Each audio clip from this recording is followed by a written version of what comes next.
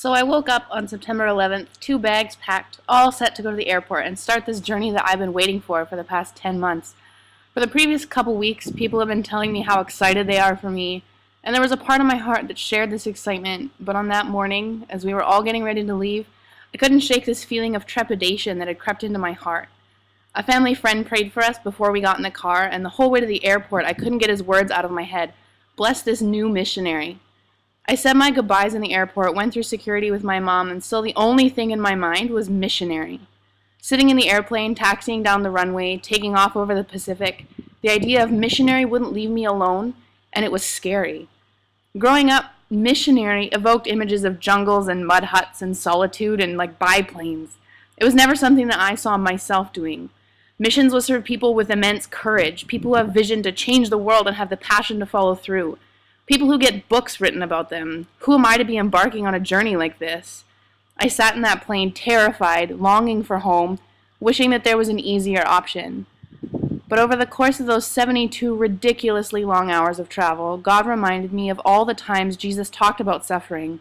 We're supposed to suffer like Jesus suffered. We will have trouble in this world. We are called to put the call of God before our own desires, before even our own families. Lying in a hotel room in Bangkok on our layover, I felt the presence of God. And now I'm home. This is what God made me for. I don't know how else to explain it. This is where I'm alive. Jesus says in John 10:10 that he came to give us life to the full, and this is where my life is full. This place, this community, this nation, these people, this is it. So, I haven't even been here a week, and already God is teaching me so much. There's so much that he's been revealing to me about my own heart and just about this community that we live in, and it's awesome. It's so crazy. Welcome to YWAM, right? This is the life that we live, and seeing God reveal stuff and teach us things through every situation, because every situation we need him, because we couldn't live here without his grace. Something my grandma told me before I left was that I would need Jesus every single day to make it through the next 3 years. She told me that I was not strong enough to do it on my own, and that hit me really hard. And here I am, one day at a time, and it's been amazing. It's not easy, but it's good. I've been realizing how much I missed it here as I see people, as I get to talk to people again, realizing that I missed them. I missed having conversations in both Thai and English at the same time, and I missed Thai food, and I missed being hot all the time, which is weird, and I missed